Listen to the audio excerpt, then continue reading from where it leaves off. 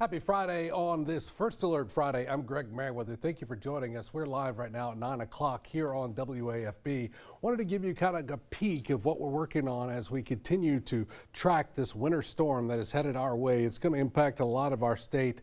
What will it do here? We're going to talk a little bit about that kind of informally with Henry Blakes here in just a second. But first, let's kind of get an overall picture of what we can expect and start with Henry with that. Hey, Henry. Hey, Greg. Hey, everyone out there. We've got winter storm watches in effect for the Baton Rouge metro area due to the potential of maybe some light accumulation as far as light freezing rain. However, it does trend that it does appear that at least that freezing rain potential should remain north of Baton Rouge, but even that is not going to be an extreme deal like northern and central Louisiana is going to get. The one thing we're all going to have is bitterly cold Arctic air for the start of next week. So look at the advisories. Winter weather alerts extend from Arizona all the way 2,000 plus miles into the New England states. But look at this, northern Louisiana and central Louisiana, ice storm warnings. That's where the ice conditions, unfortunately, power outages are going to be likely for tomorrow morning through Sunday evening. Down at home,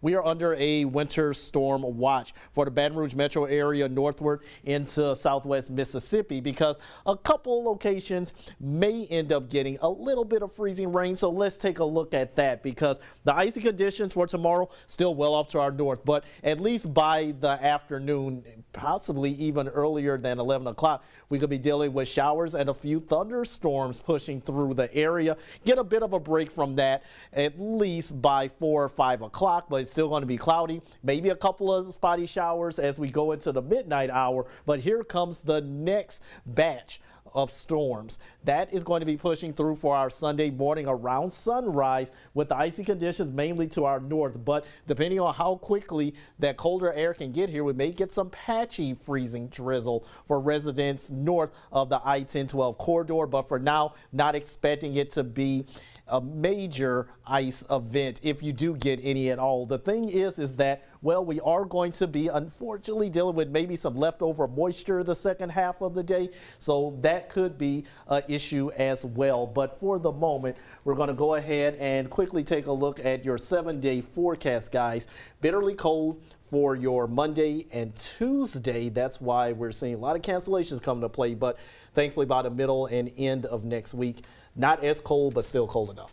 All right, so for most people watching that right here in our viewing area, right, WAFB land is what we call it, Baton Rouge, Ascension, Livingston. Looks like we might dodge most of the bullet in this storm, but our friends up north are really going to have to deal with this. Yeah. When you look at the threat and impact for this weekend, what do you see right here that's first on your radar for us? The main thing, the biggest thing is going to be the cold that comes in after all of this precipitation. But if we take a look at what we are expecting, as far as Saturday, the biggest concern is going to be rain. Some of it could be heavy at times. We have a few thunderstorms. A couple of strong storms are going to be possible, folks, but it's going to be all liquid precipitation for Saturday across southeast Louisiana, southwest Mississippi. It's Sunday morning that we have to watch where the rain kind of battles with that colder Arctic air that may give a little bit of patchy freezing drizzle for residents north of the I-10-12 corridor. Mostly, I would say southwest Mississippi has that chance. But even if they do get that freezing rain, it doesn't look like it's going to be enough to cause the major impacts like north and central Louisiana are expecting.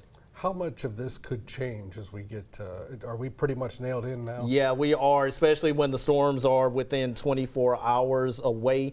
We usually get a better idea of what's happening. I know there's been lots of changes, but I think we got it nailed down. And one thing, Greg, I received calls from people from Ascension Parish and Livingston Parish. They're kind of wondering about school closures for Monday. Any word on what schools have been closed so far? Yeah, so far we've got the EBR schools. They're basically going remote. So the teachers sent home some work with the kids, that type of thing. I know that's happening in parts of Baker.